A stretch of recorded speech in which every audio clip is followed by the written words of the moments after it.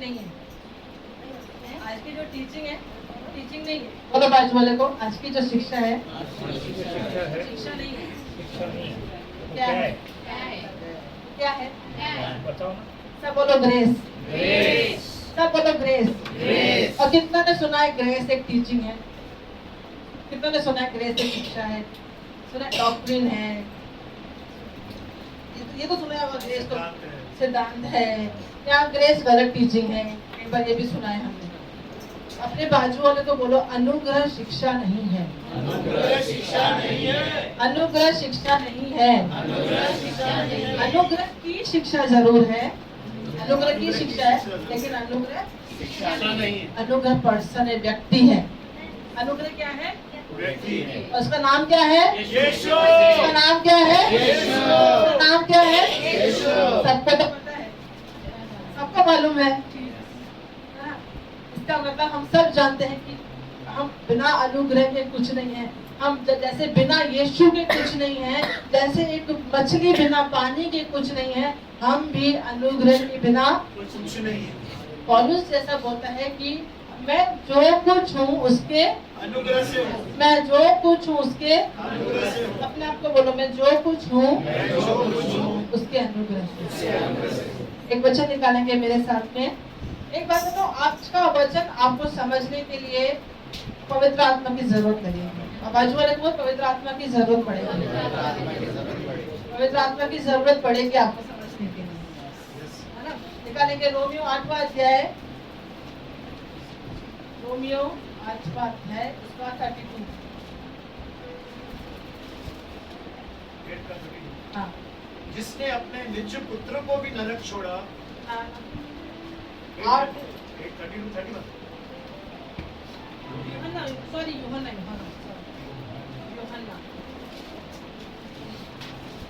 यूहन्ना 8:32। मिला सबको? है यूहन्ना बाइबल में? और सत्य को जानोगे और सत्य तुम्हें स्वतंत्र करेगा। अपने बाजू वाले को ऐसे फिंगर पॉइंट करो, ऐसा। तुम सत्य को जानोगे, सत्य तुम्हें आजाद करेगा।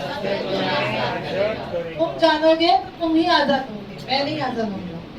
बोलो, तुम सत्य को जानोगे और सत्य तुम्हें आजाद करेगा। ये यीशु मसीह किसको बोल रहा है? बात पता है आपको? ये बात बोल रहा है, पढ़ेंगे अगर आपका नाम। हाँ 31 पढ़ो। तब यीशु ने उन यहूदियों से जिन्होंने उस पर विश्वास किया था कहा, यदि तुम मेरे वचन में बने रहोगे तो सचमुच मेरे चेले ठहरोगे। देखो, यीशु मसीह उन यहूदियों को जिन्होंने यीशु पर विश्वास किया था। यहूदी किस पर विश्वास कर रहे हैं? यीशु पर।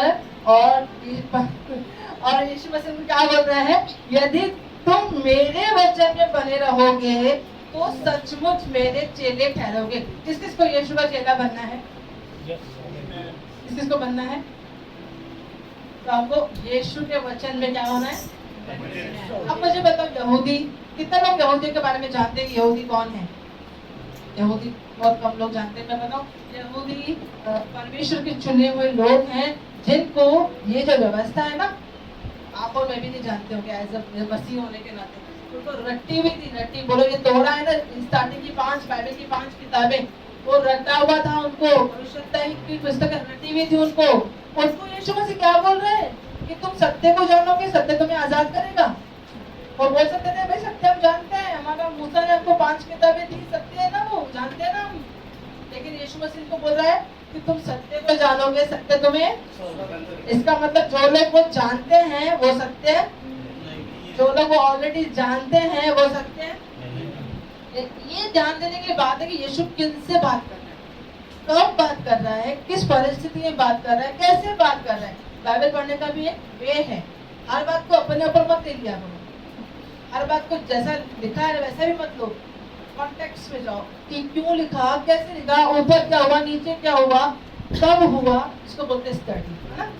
तो यहाँ पे यीशु मसीह बोल रहा है, तुम सत्य को जानोगे, सत्य तुम्हें। मतलब वो जो व्यवस्था जानते थे वो सत्य, इसलिए बोला कि यदि तुम मेरे वचन में बने रहोगे।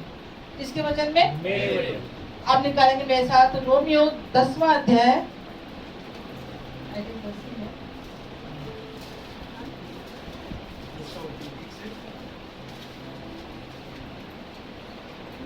रोमियो की पुस्तक 10 अध्याय।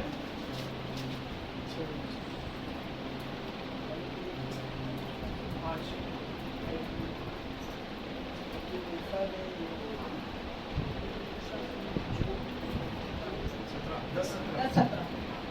अतः विश्वास सुनने से और सुनना मसीह के वचन से होता है। इस चीज को विश्वास बढ़ाना है, अपना विश्वास बढ़ाना है।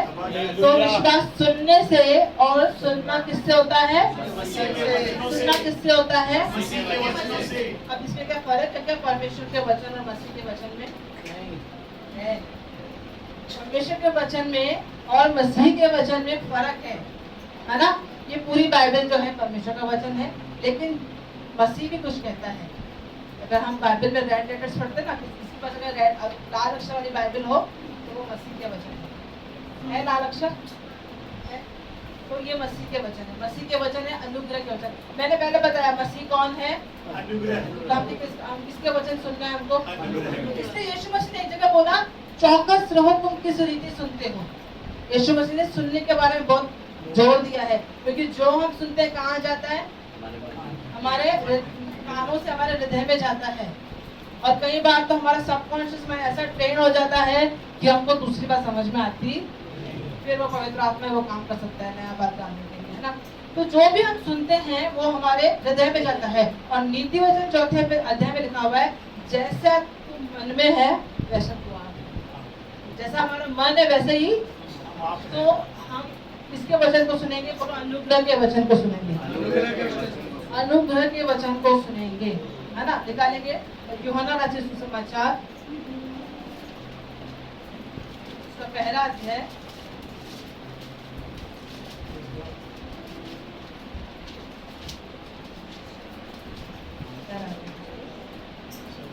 हम्म, 17 पढ़ेंगे। इसलिए कि व्यवस्था तो मूसा के द्वारा दी गई, परंतु अनुग्रह और सच्चाई यीशु मसीह के द्वारा पहुंची। इसकी व्यवस्था तो मूसा के द्वारा दी गई, परंतु अनुग्रह और सच्चाई यीशु के द्वारा पहुंची। हम किसी को कोई चीज देते हैं तो हम दूर से भी दे सकते हैं, हम कोरियर कर सकते हैं, हम दे सकते हैं, लेकिन पहुंचना उसको व्यक्तिगत रूप से आना पड़ता है। तो जैसे अनुग्रह हमारे बीच में आया तो यीशु मसीह खुद लेके आया, यीशु मसीह खुद अनुग्रह बन के आया। ठीक है, मैं आपको बताऊं, आप देखिए सच्चाई किसकी तरफ है?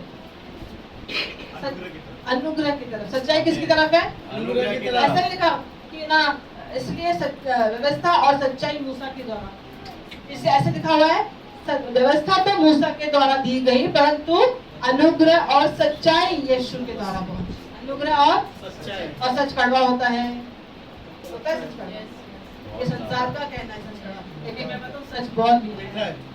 सच बहुत मीठा है, क्योंकि सच यीशु मसीह है। सच कौन है? यीशु। इसलिए तुम सत्य को जानोगे, सत्य तुम्हें आजाद करेगा। आज मैं आपको बताऊं, एक विश्वासी भी इतने प्रकार के बंधनों में होता है, इतनी प्रकार की उलझनों में, बातों में होता है, उसे पता ही नहीं कि इस बाइबल में मेरे लिए क्या लिखा हुआ है, ये बाइबल मेरे विषय में क्या बात करती है, ये बाइबल को अगर मेरा स्टैंड कहाँ पर है, मैं कहाँ पे खड़ा होता हूँ, बहुत लोगों को नहीं मालूम है। आज से हम लोग यहाँ पे शुरू करने वाले हैं ग्रेस सीरीज। बोलो ग्रेस सीरीज। अनुग्रह की जो है श्रृंखला, अनुग्रह की श्रृंखला में हम जाएंगे। क्या तालियां बजा था, बस ट्रांसलेट किया। अनुग्रह की श्रृंखला में जाएंगे और आप सीखेंगे कि अनुग्रह आखिर है क्या। अनुग्रह आखिर है, तो हम आने वाले कई संडे हम यही इसमें जाएंगे। और मैं आपको बताऊं, बाइबल शुरू से ही दो भागों में, दो स्ट्रीम्स में जाती है, दो धाराओं में जाती है।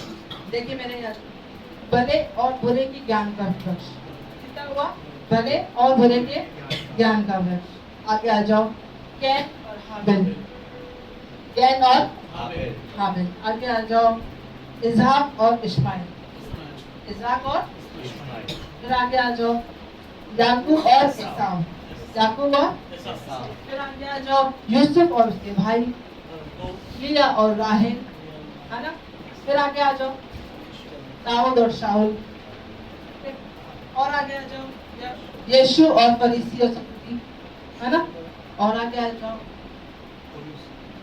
पौलुस और व्यवस्थापक जो थे उसके पीछे लगे हुए। और आगे आ जाओ, व्यवस्था और अनुग्रह। और आगे आ जाओ, आज विश्वासी में भी हम 2 ग्रुप्स को देखते हैं, है ना। और आगे आ जाओ,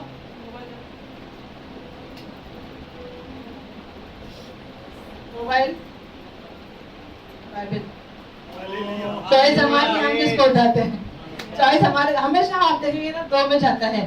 तो हम जो अभी देखेंगे ना, तो मैं इसको बोलूंगी ग्रेस वर्सेस लॉ, मतलब अनुग्रह का सामना, अनुग्रह की तुलना या अनुग्रह और व्यवस्था में क्या अंतर है, बहुत लोग नहीं जानते हैं। इसलिए हम लोग तुरंत कल बोलते क्या अनुग्रह, क्या व्यवस्था, क्या। लेकिन एज अ विश्वासी, एज अ मसीह होने के नाते आप सबको ये बातें पता होनी चाहिए। बोलो बाजू वाले को, ये बातें पता होनी चाहिए, ये बातें पता होनी चाहिए। ये बेस है। आज तो मैं बिल्कुल जस्ट इंट्रो आपको दूंगी सब चीजों का, मैं क्या दूंगी, इंट्रोडक्शन दूंगी। और अपने बाजू वाले से बोलो, अपने कान खोले दो, पवित्र आत्मा से सहायता मांग, क्योंकि आपको ये समझने के लिए पवित्र आत्मा की जरूरत लगेगी नहीं। देखिए, अच्छा करो अच्छा मिलेगा, बुरा करो बुरा होगा। इसको समझने के लिए क्या है, कोई बड़ी बात है क्या? अच्छा करो अच्छा होगा, बुरा करो बुरा होगा, इसको समझने के लिए कौन सी बड़ी बात है? संसार की अधिकतर फिलोसॉफीज यही बताती हैं, do good get good, do bad gate bad. अच्छा करो अच्छा मिलेगा, बुरा करो बुरा मिलेगा। लेकिन तुम बुरे हो फिर भी तुम्हारे साथ अच्छा होगा, क्योंकि एक अच्छा था वो तुम्हारे लिए पाप बन गया। ये समझने आपके लिए आपको पवित्र आत्मा की जरूरत पड़ेगी ही पड़ेगी। आपका शरीर बोलेगा नहीं नहीं नहीं, मैंने तो गलत किया, वैसा तो गलत होना लाजमी है। क्या बोलेगा आपका शरीर? आपके कलीसिया वाले भी कई बार, हो सकता है आपका पास्टर भी कई बोले यू डू रॉन्ग, तूने गलत किया है, ऐसा गलत होना बनता ही है भाई। लेकिन परमेश्वर वचन क्या बोलता है कि तूने गलत किया है, फिर भी मेरा बेटा तेरे लिए मरेगा, फिर भी मेरा बेटा। वचन में लिखा है जब उसने अपने इकलौते पुत्र को नहीं रख छोड़ा तो उसके साथ हमें सब वस्तुएं देगा। सब वस्तुएं। देगा। एक और वचन निकालेंगे मेरे साथ, रोमियो सॉरी इफिसियों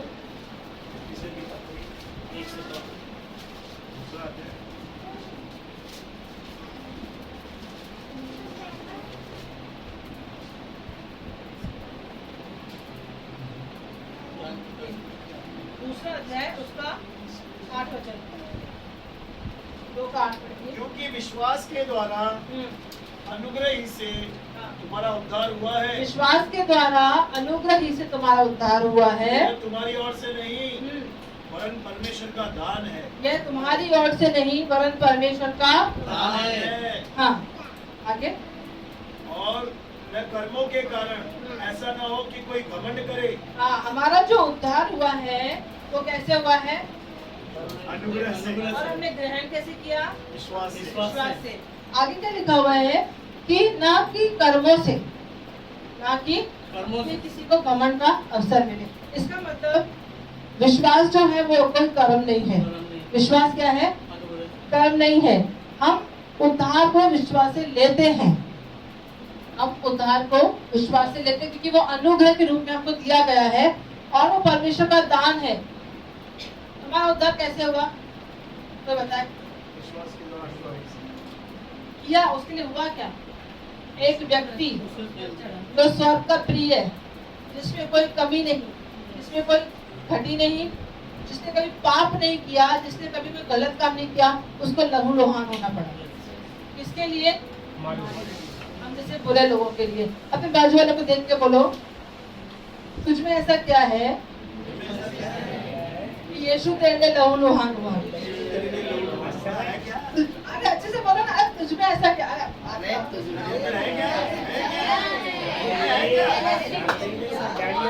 तुमने रखा है क्या? तो यीशु मसीह आपके और मेरे लिए क्रूस पर बलिदान हुआ।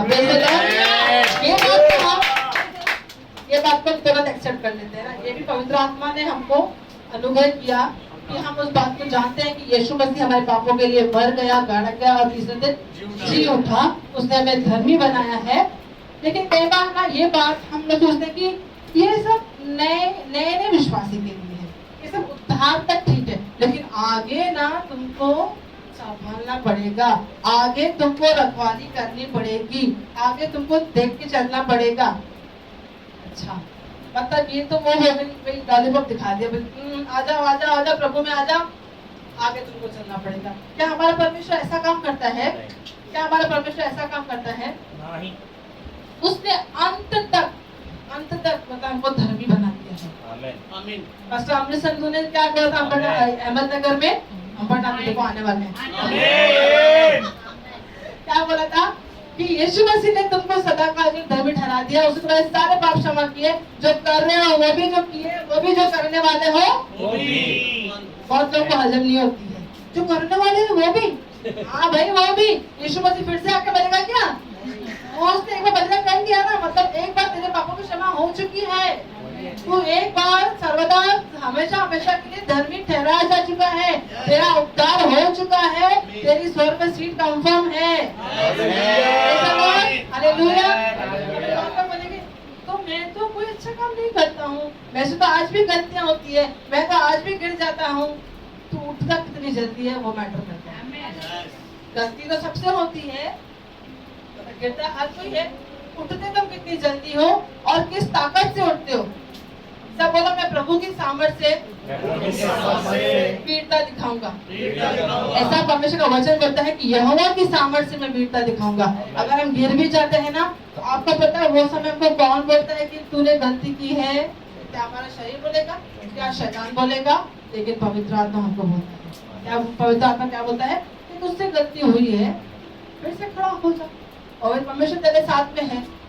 परमेश्वर, लेकिन कई बार हम सुन लेते हैं कि तूने मिस्टेक करी, गया तू काम से, अब तेरे लिए कोई होप नहीं है। कितनी बार गलती करेगा, कितनी बार गिरेगा, और कितनी बार पवित्र आत्मा की सहायता लेगा? मैं बताऊं, अगर यीशु मसीह पतरस को बोल सकता है ना 7 के 70 गुना तक, तो वो किस हद तक माफ कर सकता है? यीशु मसीह हमेशा बता ही अच्छा बोलता था जिसमें वो खुद काबिलता खुद सिद्ध था। Praise the Lord. आइए हम वचन में जाएंगे, एक स्त्री के पास जाएंगे हम, यूहन्ना का 4था अध्याय। सब जानते हैं इसको। मैं सामरी चौहान।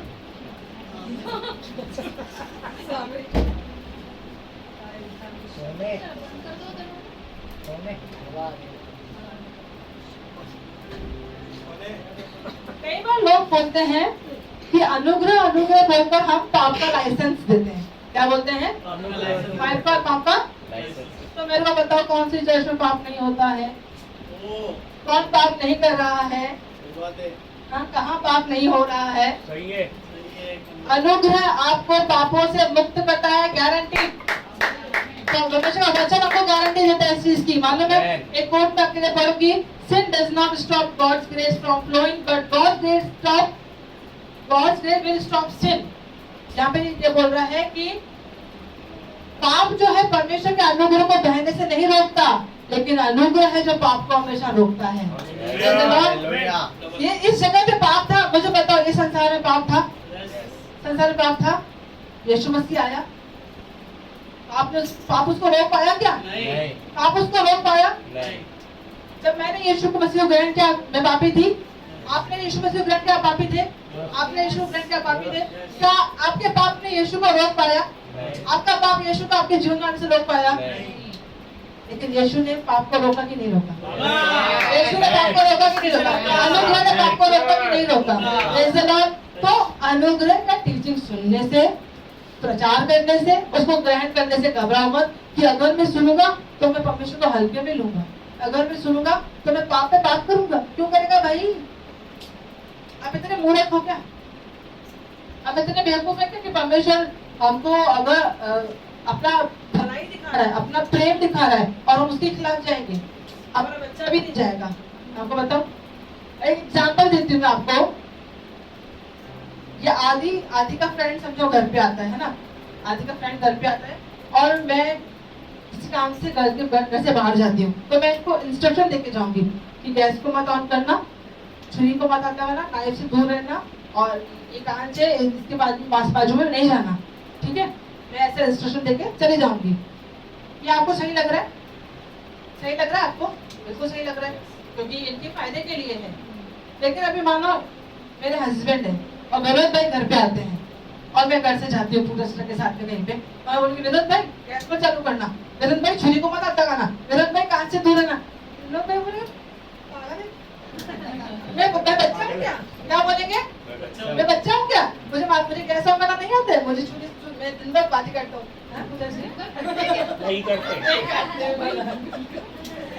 तो ये है कि इंस्ट्रक्शंस जो है वो बच्चों के लिए है, लेकिन अब हम मसीह में बड़े हो गए हैं। हमें पता है क्या करना है, क्या नहीं करना है। तालियां हो क्या जाए। अभी भी आपको परमेश्वर बताएगा कि दूसरे की पत्नी को मत देखना? जरूरत है क्या बताने की? उनको पता है वो गलत है। क्या अभी भी यीशु मसीह आपको को बताना चाहिए? अरे वाह, चोरी करना अपने आप में छूट गया एक्चुअली हमारा, देखा जाए तो।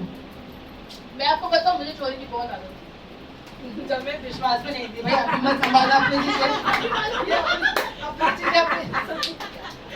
तो मुझे ना चोरी की बहुत आदत थी, मैं कन्फेस कर रही हूं आपके सामने। लेकिन जब मैं मैंने भी बहुत चोरी की। मेरी मम्मी पापा का लेती थी, मैं मम्मी का लेता था। मेरा भी देखा। आप बताओ क्या चोरी की? हाँ, मैंने तो बहुत कुछ चोरी किया है, अभी बताऊंगी तो आ जाएंगे वो लोग मेरे पास। तो जब मैं प्रभु में आई ना तो मेरी आदत, मैं सरप्राइज हो गई कि मेरी वो आदत छूट गई, मेरी आदत वो छूट गई। एक बार क्या हुआ, मैं अपने एक रिलेटिव के घर पे थी, वो वॉशरूम में नहाने के लिए गए थे, उनके पैसे बाथरूम में रह गए। पहले होता था ना तुरंत अपना ही है वो भूल के गई ना, मैं उन्हें लिए, लेकिन मैं बाहर आई और मैंने कहा कि आपके पैसे बाथरूम में रह गए। और एक और मैं घर में गई, मैं ऐसा बेड में बैठी थी और बेड के बाजू में ड्रेसिंग टेबल था और ड्रॉवर था उधर। तो मैंने क्या हुआ कि मैं आदत, ड्रॉवर खोलने की आदत होती है ना, देखिए उसमें क्या है, मेरे पास ऐसी, तो मैं ड्रॉवर खोला, कितने पैसे थे, 500 कितनी करनी थी।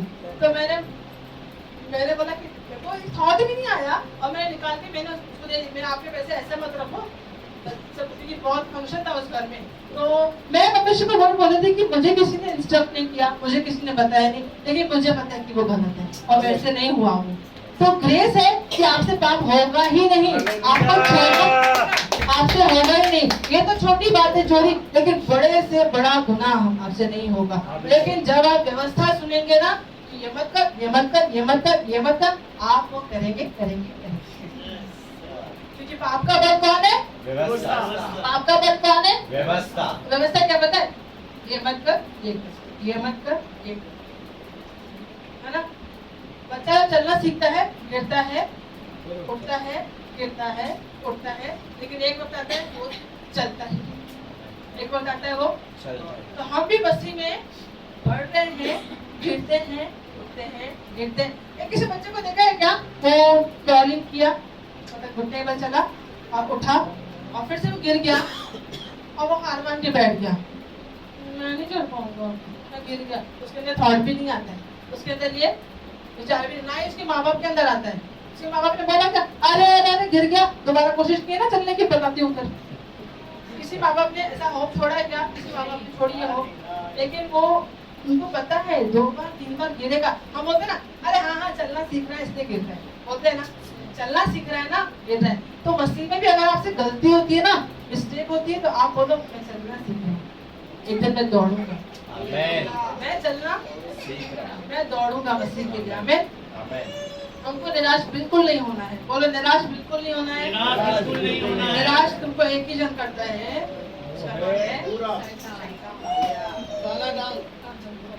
चलो आएंगे हम सामरी स्त्री के पास, यूहन्ना 4 अध्याय से 1 से पढ़ना चालू करेंगे। फिर जब प्रभु को मालूम हुआ कि फरीसियों ने सुना है कि यीशु यूहन्ना से अधिक चेले बनाता और उन्हें बपतिस्मा देता है, यद्यपि यीशु नहीं वरन उसके चेले भी बपतिस्मा देते थे, तब वह यहूदिया को छोड़कर फिर गलील को चला।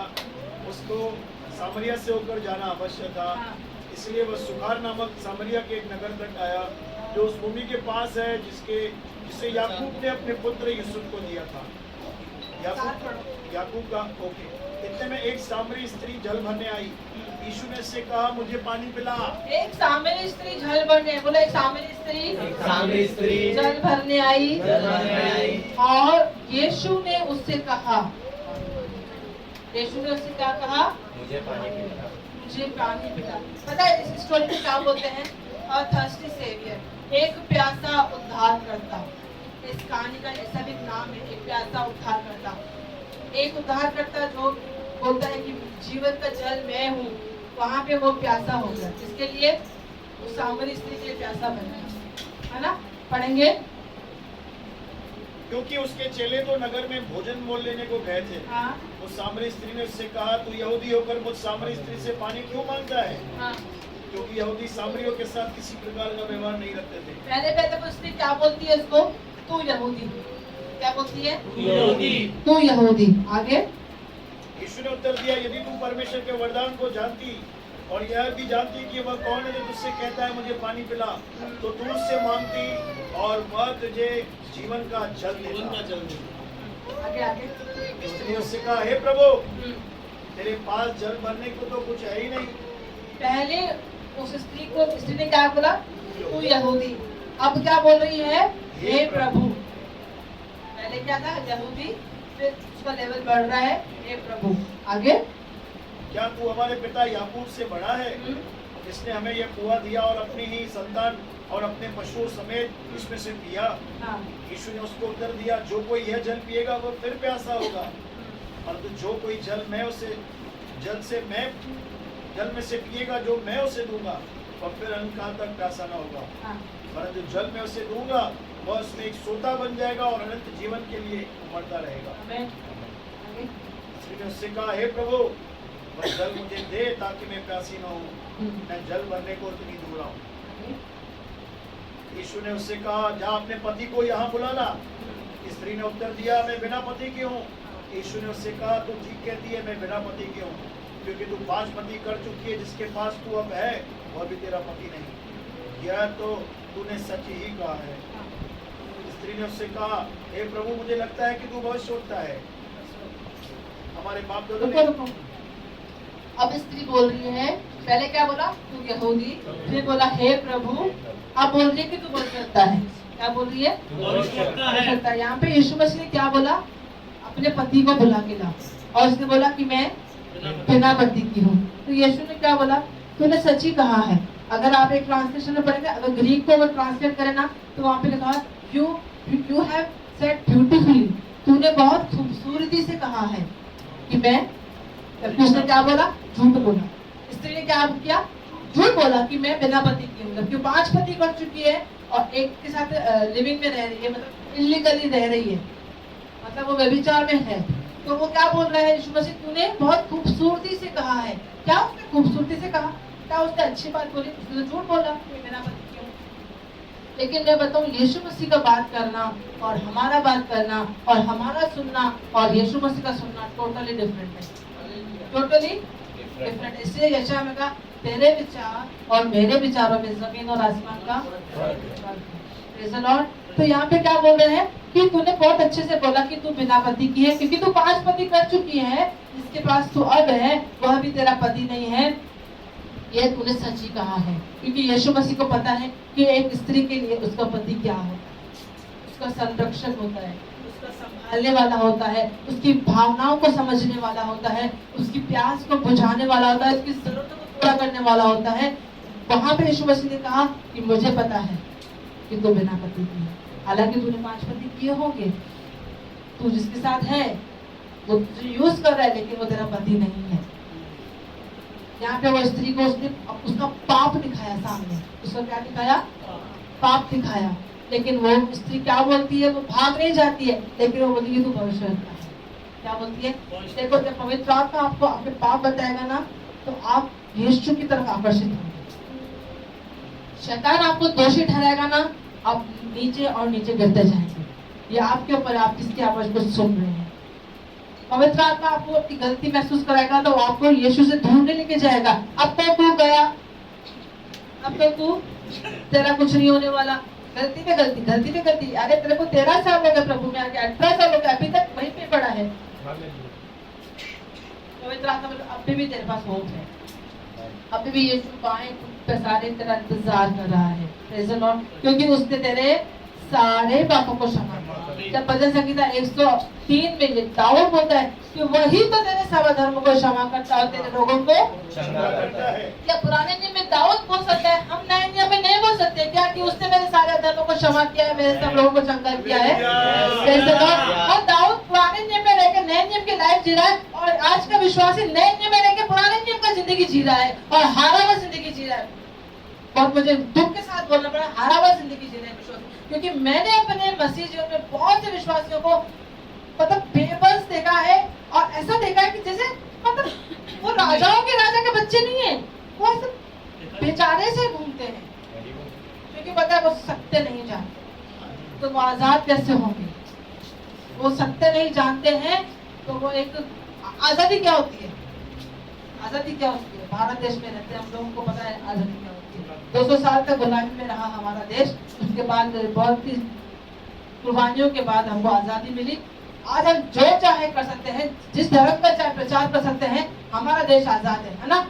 हम अपने घर में आजादी से जीते हैं, हम अपने घर में आजादी से जीते हैं, तो हम मसीह में भी आजादी से जीने चाहिए। अब आप बोलोगे अच्छा आजादी से जीना चाहिए मतलब जो चाहे करो, मतलब जो चाहे करो भाई, आराम जीवन तू ही जिएगा। We are free from sin, not free to sin। हम लोग पाप से आजाद है, पाप के लिए आजाद। हम लोग पाप से आजाद है, पाप के लिए आजाद नहीं है। तो आज का ये शिक्षा बताने का ये जो टीचिंग का यही है मुद्दा कि हम आजाद हो जाए। हम क्या हो जाए? आजाद हो जाए। तो यहाँ पे वो स्त्री उल्टा मतलब गिल्ट में आने के बजाय, दोष भावना आने के बजाय, वो उसका संबंध धीरे धीरे गहरा हो रहा है। वो यहूदी से प्रभु पे आई है, वो प्रभु से भविष्यवक्ता पे आई है। आगे यीशु ने उससे कहा है ना जी, मैं बिना पति की हूँ क्योंकि तू पाँच पति पुण्य। स्त्री ने उससे कहा है प्रभु मुझे लगता है कि तू भविष्यवक्ता है, हमारे बाप दादा ने इसी पहाड़ पर आराधना की, तुम कहते हो कि वह जगह जहाँ आराधना करनी चाहिए यरूशलेम में है। यीशु ने उससे कहा हे नारी मेरी बात का विश्वास कर कि वह समय आता है कि तुम न तो इस पहाड़ पर पिता की आराधना करोगे न यरूशलेम में। तुम जिसे नहीं जानते उसकी आराधना करते हो, हम जिसे जानते हैं उसकी आराधना करते हैं क्योंकि उद्धार यहूदियों में से है। परंतु वह समय आता है, अब भी है, जिसमें सच्चे भक्त पिता की आराधना आत्मा और सच्चाई से करेंगे क्योंकि पिता अपने लिए ऐसे ही आराधकों को ढूंढता है। परमेश्वर आत्मा है, अवश्य कि उसकी आराधना करने वाले आत्मा सच्चे से उसकी आराधना करें। स्त्री ने उससे कहा हे मैं जानती हूँ कि मसीह जो क्रिस्त कहलाता है आने वाला है, जब वह आएगा तो हमें सब बातें सिखा देगा। अब देखो मसीह, अब इसका रेवलेशन धीरे धीरे बढ़ता जा रहा है। इसका रेवलेशन अभी ये मसीह पे आ रही है। कहाँ आ रही है? अब यीशु मसीह का कृपालु है, वो खुद ही बताया मैं जो तुझसे बोल रहा हूँ वही हूँ, मैं तुझसे बात कर रहा हूँ वही हूँ। पहले वो क्या बोलती है? यहूदी, फिर बोलती है प्रभु, फिर बोलती है भविष्यवक्ता, अब बोलती है मसीह। अब क्या बोल रही है? मसीह। तो इस स्त्री के बारे में हम लोग सब जानते हैं कि इसने आगे क्या किया। ये गई उस गांव में और जाके सबको बोल दिया कि एक व्यक्ति मुझे मिला है, उसने जो कुछ मैंने किया वो मुझे बता दिया और मुझे लगता है मसीह वही है जिसके भविष्यवक्ता बात करते थे, वही है। तो गाँव वालों को बोलना चाहिए, सब तो तेरे बारे में जानते हैं, उसने बता दिया, कौन सी बड़ी बात कर दी? सबको तेरे बारे में जानते हैं, तू तो कॉमन है, तेरा तो स्टोरी सबको मालूम है, उसने बता दिया, कौन सी बड़ी बात हो गई?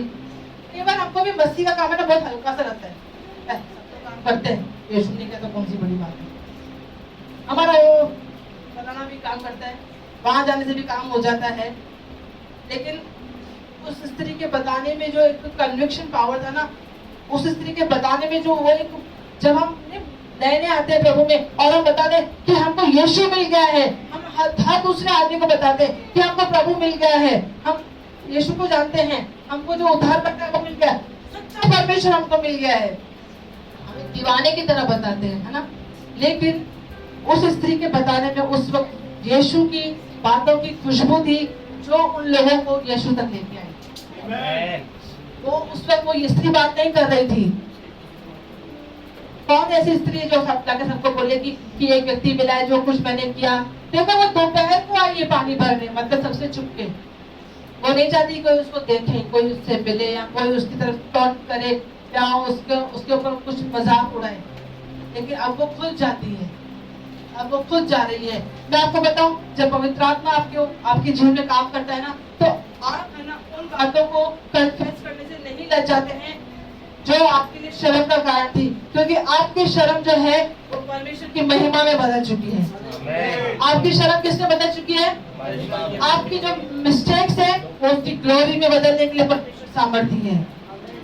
इन दिनों परमेश्वर के दास ने जो बताया, एक लाइन मुझे बहुत अच्छी लगी, my story will turn into his glory. मेरी कहानी उसकी महिमा में बदलने जा रही है। मेरी कहानी उसकी महिमा में बदलने जा रही है। अब मैं आपको बताऊंगी, ये है परमेश्वर का अनुग्रह। अगर यूहन्ना 3 अध्याय पढ़े तो वहां पे एक व्यक्ति निकोदेमुस, कौन कौन जानते हैं निकोदेमुस? एक व्यक्ति है, वो एक पढ़ा लिखा, एक बहुत ही रेपुटेटेड, मतलब एक प्रतिष्ठावान व्यक्ति, इज्जतदार आदमी, वो रात को यीशु से मिलने आ रहा है। कहाँ कब आ रहा है?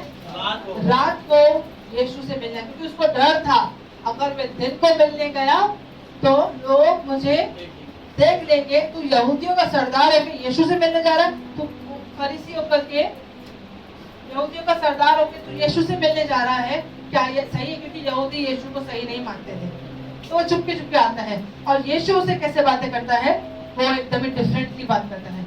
लेकिन सामरी स्त्री से यीशु खुद मिलने आ रहा है, यीशु खुद मिलने आ रहा है। इस निकोदेमुस की अचीवमेंट्स क्या थे, उसकी उपलब्धियां क्या थी? कि वो यहूदियों का सरदार था, वो अच्छा वचन का जानकार था, उसकी पहुंच अच्छी थी। सामरी स्त्री की उपलब्धि क्या थी?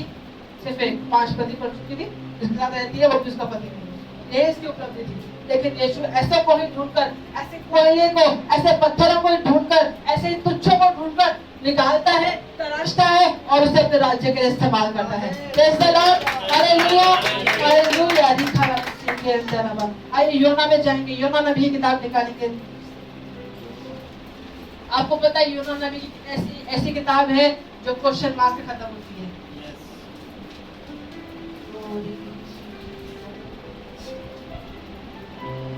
सब बोलो योना है बाइबल में? हाँ, उसका 4 और उसका 2 का सेकंड वाला पार्ट पढ़ेगा। इसको मिलाए पढ़ो। योना 4 नहीं,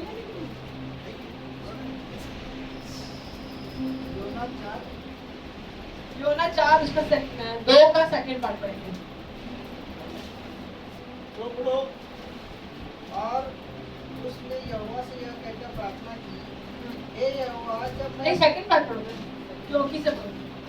क्योंकि मैं जानता था कि तू अनुग्रहकारी और दयालु परमेश्वर है और विलम्ब से कोप करने वाला करुणा निधान है और दुख देने से प्रसन्न नहीं होता। तो अब हे यहोवा, मेरा प्राण ले ले, कि मेरे लिए जीवित रहने से मरना ही भला है। यहाँ पे क्या बोल रहा है योना? क्योंकि मैं जानता था कि तू अनुग्रहकारी और दयालु परमेश्वर है और विलम्ब से कोप करने वाला, करुणा निदान और दुख देने से प्रसन्न नहीं होता। दुख देने से क्या है वो? परमेश्वर क्या है? बोलो, अनुग्रहकारी, दयालु परमेश्वर, विलम्ब से कोप करने वाला, करुणा निदान और दुख देने से प्रसन्न नहीं होता।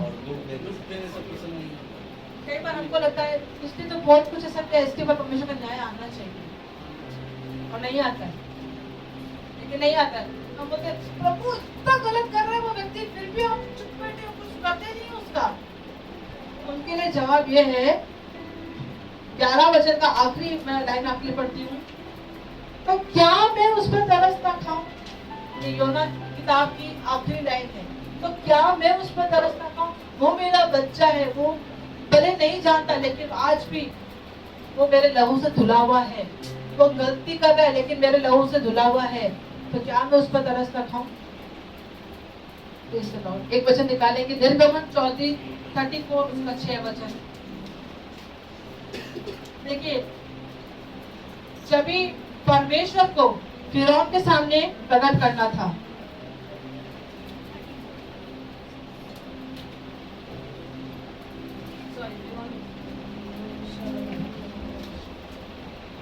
यहोवा उसके सामने होकर यूं प्रचार करता हुआ चला, यहोवा यहोवा ईश्वर दयालु, अनुग्रहकारी, कोप करने में धीरजमंद, अति करुणामय और सत्य।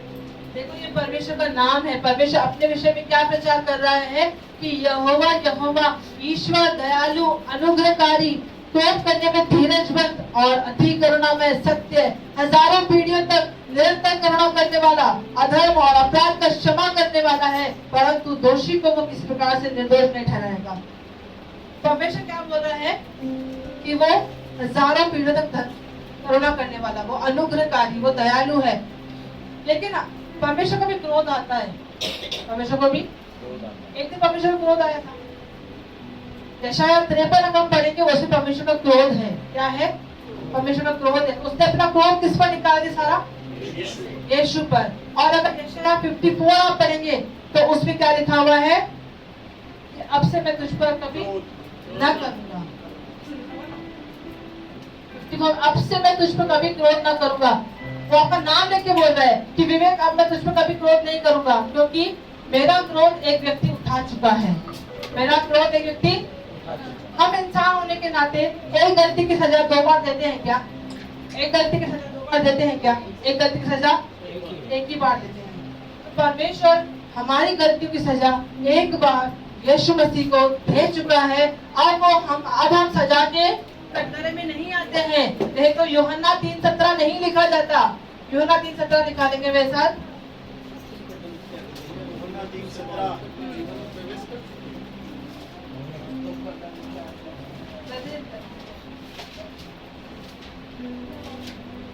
परमेश्वर ने अपने पुत्र को जगत में इसलिए नहीं भेजा कि जगत पर दंड की आज्ञा दे, परंतु इसलिए कि जगत उसके द्वारा उद्धार पाए। अब जो मसीह यीशु में उन पर दंड की आज्ञा नहीं है। उन पर दंड की आज्ञा नहीं है। हम क्यों सोचते हैं कि हम पर दंड आएगा? मैं आपको बताऊं अनुग्रह की परिभाषा क्या है।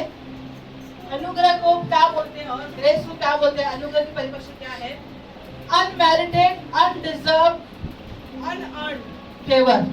ऐसा एक आपको फेवर मिलेगा परमेश्वर का जिसके योग्य आप नहीं हैं, जिसको आप कमा नहीं सकते हो, जिसको आप हासिल नहीं कर सकते हो, वो है, उसको बोलते हैं ग्रेस। ग्रेस की स्पेलिंग क्या होती है? GRACE। GRACE। अगर जी को हटा दो क्या बचता है? रेस। और जी बोले तो गॉड। बिना गॉड के आपकी दौड़ है, लेकिन आपकी दौड़ अनुग्रह में तब बनती है जब आप परमेश्वर को साथ में लेके चलते हो, तब वो ग्रेस बनता है। Praise the Lord. देखिए अनुग्रह का जो सबसे पहले जिक्र हुआ है बाइबल में वो है उत्पत्ति उसके 6ठे अध्याय में। उत्पत्ति उसके 6ठे अध्याय का 8वां अगर वचन हम पढ़ेंगे ना तो उसमें लिखा है, परंतु यहोवा की अनुग्रह की दृष्टि नूह पर बनी रही। यहोवा की अनुग्रह की दृष्टि किस पर बनी रही? अब आप मेरे पीछे बोलो, यहोवा की अनुग्रह की दृष्टि अपना नाम लेके बोलो, पर बनी रही। कब बनी रही?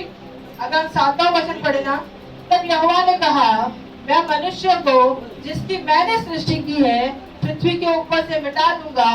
क्या मनुष्य, क्या पशु, क्या रेंगने वाले, क्या जंतु, क्या आकाश के पक्षी, सबको मिटा दूंगा, क्योंकि मैं उनको बनाने से पछताता हूँ। परमेश्वर सबको मिटाने पर था, परमेश्वर सब कुछ खत्म करने पर था, परमेश्वर सब कुछ हटाने पर था, लेकिन अनुग्रह की दृष्टि ने नूह को बचा लिया। आपकी परिस्थितियां आपको मिटाने पर है, आपके घर वाले आपको तबाह करने पे होंगे, आपकी परिस्थितियां आपको हराने के लिए होंगी, आपका शरीर बीमार, बीमारी आपका क्या ही कर पाऊंगा, कुछ भी नहीं होगा मुझसे, आपकी परिस्थिति ऐसी होगी, लेकिन वो अनुग्रह की दृष्टि आपको जैसे वो जहाज अरारात के पर्वत पर टिका रहा, सबसे ऊंचे पर्वत पर टिका रहा। आपके ऊपर अगर परमेश्वर का अनुग्रह है तो आप इस पृथ्वी की ऊंचे से ऊंचे पर टिके रहेंगे, क्योंकि आप किस पर है? परमेश्वर के अनुग्रह की दृष्टि आपके ऊपर है। परमेश्वर यीशु मसीह ने बोला, घर बनाने वाले 2 व्यक्ति थे जिन्होंने घर बनाया, एक ने बनाया रेत के ऊपर और एक ने बनाया चट्टान के ऊपर। बाढ़े और आंधी दोनों पर आई, बारिश का पानी दोनों पर आया, लेकिन कौन टिका रहा? जिसका घर किसके ऊपर बना हुआ था? चट्टान के ऊपर। जिसका घर किस पर टिका हुआ था? चट्टान के ऊपर टिका हुआ था। वो घर टिका रहा, बाकी जो रेत के ऊपर था वो रह गया। मैं आपको बताऊं, अपना घर चट्टान। चट्टान कौन है? चट्टान कौन है? यीशु कौन है? अनुग्रह। यीशु कौन है? आप कभी भी अनुग्रह और यीशु को अलग नहीं कर सकते हो। तो जब आपका घर चट्टान पे होगा, जब आपका अनुग्रह, आपका मसीह जीवन अनुग्रह के ऊपर होगा, मैं आपको बताऊं, कोई भी आपको आपकी पवित्रता से, आपके मसीह जीवन में विक्टोरियस लाइफ से कभी नहीं हिला सकता, क्योंकि आपने अपना घर चट्टान पे बनाया। और मैं बताऊं आपको एक बात, चट्टान पे घर बनाना आसान काम नहीं है। चट्टान पे घर बनाना नहीं है। आपको चट्टान खोदनी पड़ेगी, नींव डालनी पड़ेगी, उसके बाद आप घर। और चट्टान को खोदने के लिए, इसलिए पौलुस बोलता है कि मैंने तुम सबसे बढ़कर परिश्रम किया है। क्या बोलता है? तो हमको अनुग्रह में परिश्रम करना है, और प्रभु में किया गया परिश्रम हमारे व्यर्थ। एक आखिरी वचन पढ़ेंगे, फिर हम समाप्त करेंगे। गलातियों की किताब में जाएंगे। गलातियों, ये बहुत लंबा टॉपिक है, ये बहुत हफ्ते जाएगा। आज मेरे बताने सिर्फ मैंने इंट्रोडक्शन दिया है आपको। गलातियों 3 उसका 1 से। हे निर्बुद्धि गलातियों, क्या बोल रहा है पौलुस? हे निर्बुद्धि गलातियों, तुम्हें किसने मोह लिया? तुम्हारी तो मानो आंखों के सामने, तुम्हारी आंखों के सामने यीशु मसीह क्रूस पर दिखाया गया। मैं तुमसे केवल यह जानता हूँ कि तुमने आत्मा को क्या व्यवस्था के कामों से या विश्वास के कामों से, विश्वास के समाचार से पाया। क्या तुम ऐसे निर्बुद्धि हो कि आत्मा की रीति पर आरंभ करके और शरीर की रीति पर अंत करोगे? देखो पौलुस यहाँ पे क्या बोल रहा है कि तुम इतने निर्बुद्धि हो क्या कि क्या तुम आत्मा की रीति से, मैंने बताया कि जब मसीह में आते सब हम बोलते तुम्हारे सारे पाप क्षमा है। किसकी से सुना है? मसीह में आओ तुम्हारे सारे पाप क्षमा है, लेकिन बाद में तुमको भी कुछ करना है। देखो स्वर्ग में ये गाना नहीं चलेगा। स्वर्ग में गाना चलेगा कौन सा पता है? योग्य है मेमना, योग्य है मेमना। क्या गाना होगा स्वर्ग में? योग्य है मेमना, क्योंकि उसने सब कुछ किया है। उसी ने तो क्रूस पर चिल्लाया इट इज फिनिश्ड। उसी ने तो बोला टेटलस्टाई। उसी ने तो बोला सब कुछ पूरा हुआ।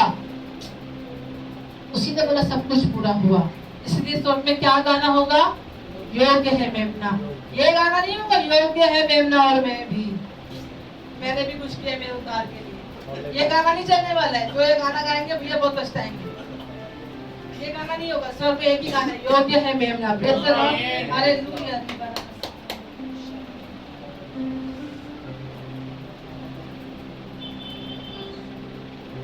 अपने आंखों को बंद करेंगे इस वक्त।